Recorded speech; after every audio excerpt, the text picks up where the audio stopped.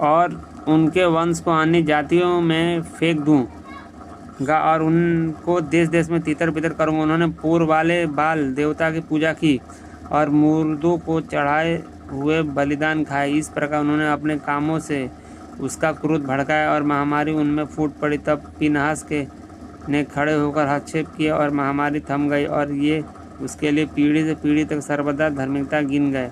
उन्होंने मरीमा के सोतों के पास भी यहोवा का क्रोध भड़काया और इसी प्रकार मूसा की हानि की, क्योंकि उन्होंने यहोवा के आत्मा से बलवा किया। तब मूसा उतावली से बोल उठा, उन्होंने उन लोगों का सरमास न किया जिनके लिए यहोवा ने उन्हें आज्ञा दी थी, वरन उन्होंने उनकी जातियों से हिल मिलकर उनके रीति व्यवहार को सीख लिया और उनकी मूर्तियों की पूजा की जो उनके लिए फंदा बन गए। उन्होंने अपने बेटे बेटियों तक को पिशाचों के लिए बलिदान किया। उन्होंने निर्दोष का लहू बहाया, अर्थात अपने बेटा बेटियों का लहू, जिन्हें उन्होंने कनान की मूर्ति पर बलि किया, और देश लहू से अपवित्र हो गया। इस प्रकार वे अपने कामों से अशुद्ध हो गए और अपने कर्मों के द्वारा व्यभिचारी बन गए। तब यहोवा क्रोध अपनी प्रजा पर भड़का और उसने अपनी निजी भाग से घृणा हो गई।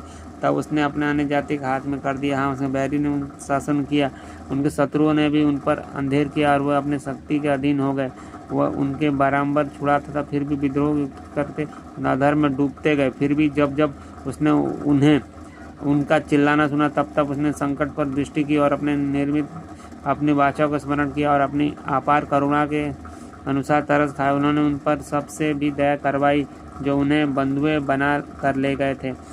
हे हमारे परमेश्वर यहोवा, हमें बचा ले और हमें अन्य जातियों में से इकट्ठा कर कि हम तेरे पवित्र नाम का धन्यवाद करें और स्तुति करते हुए तेरी प्रशंसा करें। यहोवा अर्थात इजराइल का परमेश्वर अनंत काल से अनंत काल तक धन्य हो। और सारी प्रजा कहे आमीन। या की स्तुति करो।